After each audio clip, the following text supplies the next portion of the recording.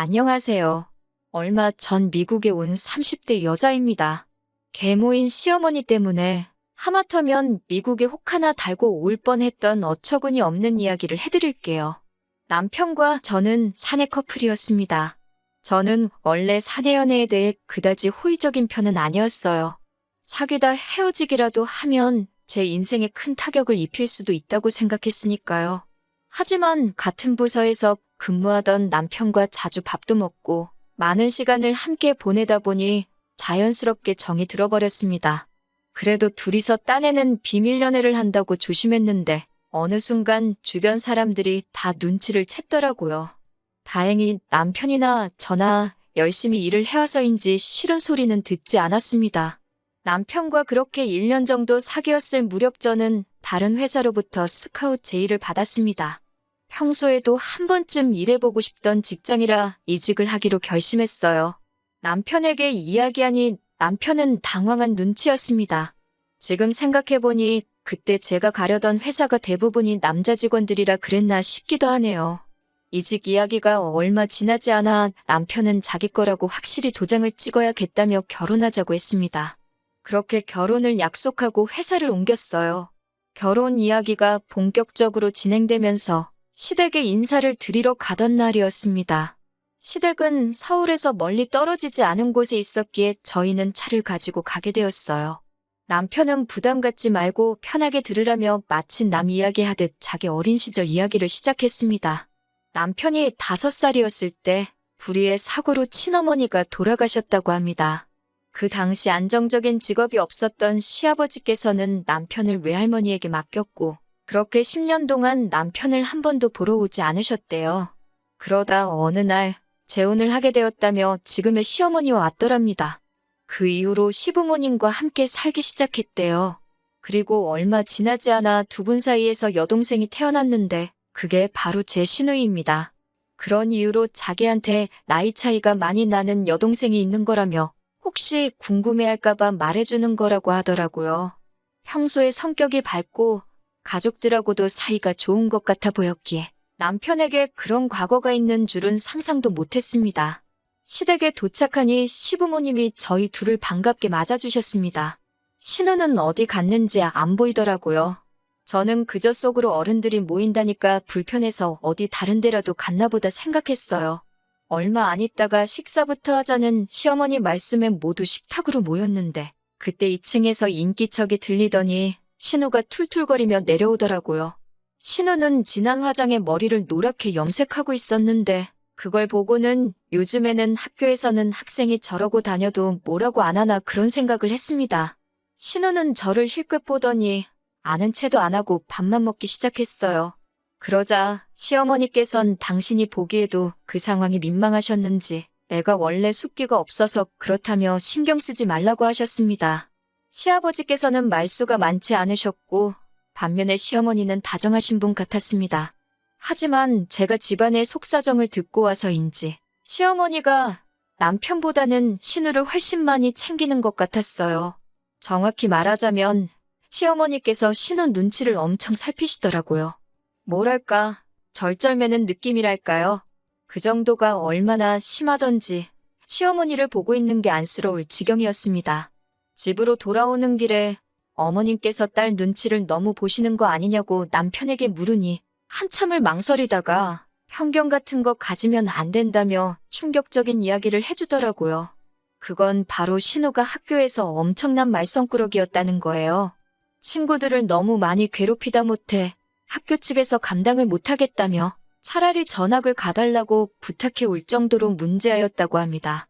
신우는 나중에 필요하면 검정고시를 본다며 학교를 그대로 자퇴해 버렸다더군요. 그제서야 신우의 머리색도 그 진한 화장도 이해가 되더라고요. 시어머니는 신우가 어긋나지는 않을까 전전긍긍하며 눈치를 보고 있던 거였지요. 시간은 흘러 상견례날이 되었습니다. 양가 어른들만 모시고 하려고 했는데 맛있는 거 먹는데 어떻게 신우만 쏙 빼고 먹냐는 시어머니의 말씀에 그럼 신우도 데리고 나오라 했습니다. 남편과 저희 가족이 한 10분 정도 먼저 도착해서 자리에 앉아 있었어요. 그리고 약속 시간을 살짝 지나 시부모님과 신우도 도착을 했습니다. 그리고 저도 모르게 입 밖으로 한숨을 쉬고 말았습니다.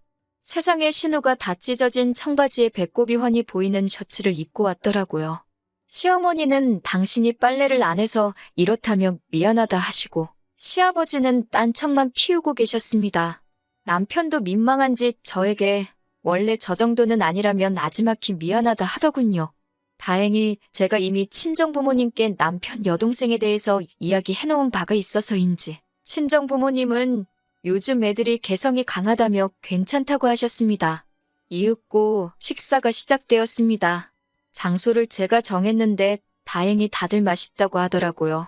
그런데 갑자기 신우가 이까짓 거 먹자고 집에 있는다는 자기를 끌고 나왔냐며 시어머니한테 투덜거리기 시작했어요.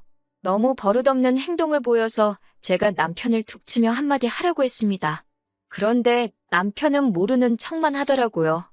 보다 못한 제가 그래도 기왕 나왔으니까 기분 풀라고 한마디 했어요. 그런데 그 순간 시어머니께서 눈을 동그랗게 뜨고는 저한테 벌써 윗사람 노릇하려는 거냐고 사부치시더군요. 순간 양쪽 분위기가 완전히 싸해졌습니다. 다행히 시아버지께서 틀린 말 한 것도 아닌데 뭘 그러냐며 신우에게 먹기 싫으면 혼자 차에 가 있으라고 한마디 해주셨어요. 그제서야 신우도 입술만 삐죽거리고 조용해졌습니다. 이틀 뒤 데이트를 하다가 상견례 때 있었던 일에 대해서 남편과 이야기를 하게 되었어요. 시어머니께서 신우한테 너무 관대한 거 아니냐고 하니까 본인도 알고 시아버지도 잘 알고 계시답니다. 하지만 남편의 말은 뜻밖이었습니다. 비록 첫 번째 부인은 사고로 잃었지만 어쨌든 남편 입장에서는 엄마 없이 자라는 서름을 겪은 거잖아요. 이번에 이혼이라도 하게 되면 또 다시 딸도 편부모 밑에서 자라야 하는데 당신 자식한테 그런 서름을 또 겪게 할 수는 없다고 그래서 웬만한 건 그냥 참고 사신다 하더라고요. 남편도 시아버지의 그런 뜻을 알기에 웬만하면 시어머니랑 부딪히지 않으려고 한다고 했습니다. 그 이야기를 들으니 상견례 자리에서 남편이 나서지 않았던 것이 좀 이해가 되더라고요. 그리고 얼마 뒤 저는 시아버지께 생각지도 못한 연락을 받았습니다. 저희 회사 근처로 오신다면 남편과 셋이 밥이나 함께 하자고 하시더라고요. 무슨 일로 부르시는 건지 전혀 짐작조차 안 돼서 정말 긴장이 많이 됐어요. 고깃집에서 만났는데 시아버지는 먹고 싶은 건 다 시키라고 하셨습니다. 고기가 나오니까 당신이 직접 구워주시기까지 하셨어요. 저랑 남편이 서로 굽겠다고 하는데도 하루 종일 일한 사람들이니까 편하게 먹기만 하라고 하시는데 정말 감동이었네요.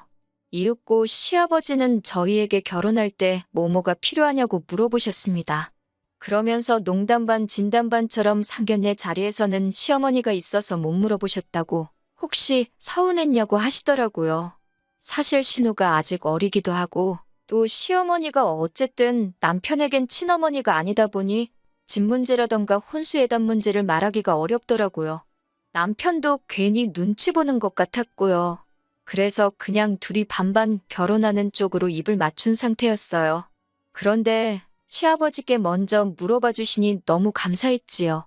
저희가 우물쭈물하고 있으니까 하긴 어떻게 대놓고 뭘 해달라 소리를 하겠냐며 통장을 하나 주시더라고요. 통장을 열어보니 5천만 원이 찍혀 있었습니다.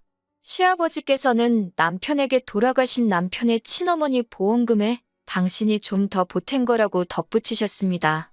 남편은 입을 꽉 깨물고 눈물을 삼키고 있었고 그 모습을 지켜보고 있자니 저도 저절로 눈물이 흘렀어요.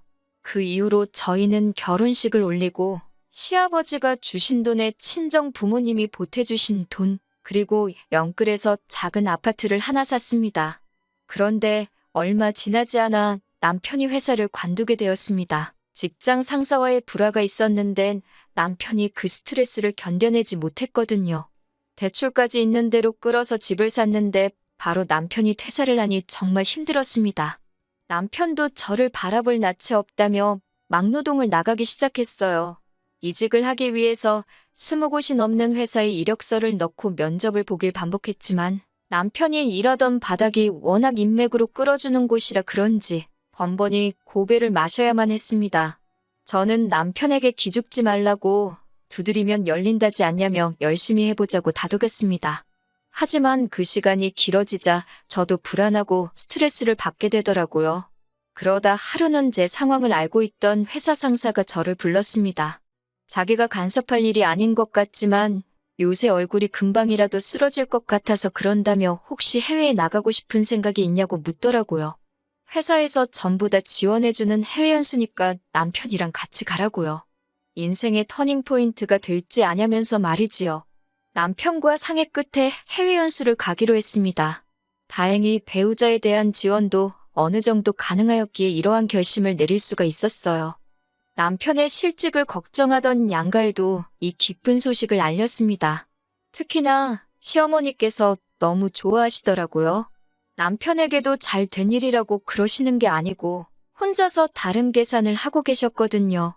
시어머니께서는 저희더러 신우를 같이 데려가라고 하셨습니다. 그럼 애가 영어도 늘거고 세상을 보는 눈이 넓어지지 않겠냐 하시면서요. 저희들 먹는 밥상에 수저 하나만 놔주면 된다면서 정말 아무것도 아니라는 듯 말씀하시는 그 뻔뻔함에 기가 차더라고요. 저는 그렇게는 못한다고 말씀드렸습니다. 저나 남편이 지금 놀러가는 게 아니라고 몇 번을 설명해도 시어머니는 듣질 않으셨어요. 급기야는 저희더러 신우를 안 데려가겠다는 건 가족이기를 거부하는 거고 저희가 신우의 인생을 망가뜨리는 거라고 하더군요. 심지어 그 불만투성이에 툴툴거리고 욕을 입에 달고 살던 신우가 저를 언제부터 그렇게 친했다고 언니 하고 부르는데 두 모녀가 가증스럽기까지 했습니다. 저는 남편에게 아무리 시어머니랑 부딪히기 싫어도 이번만큼은 당신이 나서달라고 몰아붙였습니다. 내가 무슨 욕바지도 아니고 왜 나 혼자 시어머니의 말도 안 되는 요구를 감당해야 하냐고요. 친정에서도 그럴 거면 그냥 이혼하고 혼자 가라는 소리까지 하셨을 정도로 저와 저희 친정 부모님은 스트레스를 받고 있었습니다. 그리고 출국 한 달 전쯤 남편이 결국 폭발을 했습니다. 어김없이 전화에 신우 데려가라고 난리를 치는 시어머니께 여동생만 자식이냐고 나는 자식 아니냐고 소리를 치더군요. 자꾸 이러시면 자기 이혼당한다고 그랬으면 좋겠냐고요. 한 번이라도 자기를 친자식으로 생각하신 적이 있다면 제발 억지 좀 그만 쓰라고 거의 울부짖듯이 외쳤습니다. 시어머니는 눈도 깜짝 안 하고 남편더러 너도 결혼했으니 이제 자식 낳아보라고? 배 아파 나 키운 자식하고 그냥 키우기만 한 자식하고 그게 어떻게 같을 수가 있겠냐 하시더군요. 옆에서 듣고 있던 저는 정말 심장이 쿵하고 내려앉는 기분이었습니다. 아무리 그래도 10년을 넘게 어머니라고 부르며 옆에 있던 자식한테 어떻게 저런 모진 말씀을 하시나 싶었어요. 그날 이후로 한 일주일 동안 남편은 거의 술만 마셨습니다. 저는 도저히 보고만 있을 수가 없어서 시어머니를 찾아갔어요. 시댁에 가니 시어머니가 저를 개 보듯 닭 보듯 하시더군요. 잘못했다고 사과하려고 왔냐고 물으시길래 제가 뭘 잘못했냐고 받아쳤습니다. 시아버지는 저에게 그게 무슨 말버릇이냐며 오냐오냐 하니까 어른 무서운 줄 모르냐고 호통을 치셨어요. 문득 시아버지가 지금 이 상황을 정확히 알고 계신 건지 궁금했습니다. 저는 시아버지께 저랑 남편은 이제 이혼해야 할 것 같다고 말씀드렸어요. 그러자 시아버지께서 눈이 동그래지시더니 어디 감히 이혼 소리를 하나며 말버릇 지적한 걸로 잔소리 들었다고 이혼한다고 하는 거냐며 호통을 치시더라고요. 저는 시아버지를 먼저 진정시키고 회사에서 준 해외 연수 기회며 그동안 시어머니가 신우 데려가라고 억지 쓴 일부터 그날 시어머니가 남편에게 했던 배 아파 낳은 자식 이야기까지 그동안에 있던 모든 일에 대해서 하나도 빼놓지 않고 다 일러바쳤습니다. 처음에는 저더러 말도 안 되는 소설 쓰고 있다고 믿지 않으셨던 시아버지도 제가 그나마 가지고 있던 몇 개의 녹음 파일을 들려드리자 점점 안색이 안 좋아지시더군요. 시어머니께서는 시아버지께 당신이 너무 열받아서 그런 소리를 한 거라며 오빠가 미국물 먹으러 가면서 여동생 좀 데려가는 게 그렇게 어려운 일이냐고 계속 당당하게 행동하시더군요. 하지만 시아버지께서 무서운 눈으로 시어머니를 노려보시더니 딸 앞길은 걱정되고 아들 앞길은 신경 안 쓰냐며 엄마라는 사람이 어째 그러냐고 혀를 차셨습니다. 그러더니 저에게 네 시어머니가 하는 말은 지금부터 하나도 귀담아 들을 필요 없다고 니들 일은 니들이 알아서 하라고 하시더군요. 그러자 시어머니가 지금 며느리인지 앞에서 자기를 무시하는 거냐며 그럴 거면 이혼하자고 시아버지께 달라들더라고요. 그러자 시아버지도 툭하면 이혼하자 소리 당신도 지겹다면 나가라고 그렇게 이혼해서 혼자 살고 싶으면 딸은 두고 혼자 나가라고 고함을 치셨습니다. 처녀를 건드려 놓고 결혼 안 해준다고 난리를 쳐서 팔자에도 없는 재혼을 하게 만들더니 이제는 평생을 이혼하자는 소리로 사람을 괴롭힐 거냐면서요. 점점 시부모님의 부부싸움이 과격해져서 제가 있기가 뭐하더라고요. 결국 일단 알겠다고 말씀드리고 시댁에서 빠져나왔습니다. 저는 남편에게 시아버지가 하신 말씀을 전하고는 냉정하게 들릴지 모르겠지만 이제 시어머니에 대한 미련이나 원망은 마음에서 버리라고 했습니다. 나랑 결혼했으니까 행복한 미래만 생각하고 같이 열심히 살자고요. 그리고 며칠 뒤 시아버지께서는 제 계좌로 500만 원을 보내주셨습니다. 생각지도 못한 돈에 제가 연락을 드렸고 결혼 전 그날처럼 셋이 식사를 하게 되었어요. 이번에는 제가 고기를 구웠습니다.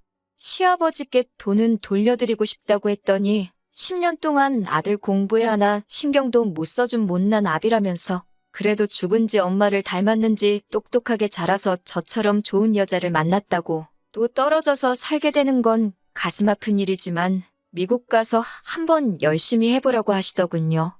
시어머니랑은 어쩌실 생각이냐고 물으니 아무리 그래도 애엄마인데 이혼이 쉽겠냐 하시면서 그래도 이번 일을 계기로 당분간은 찍소리는 못할 거라고 걱정 말라고 하시더군요.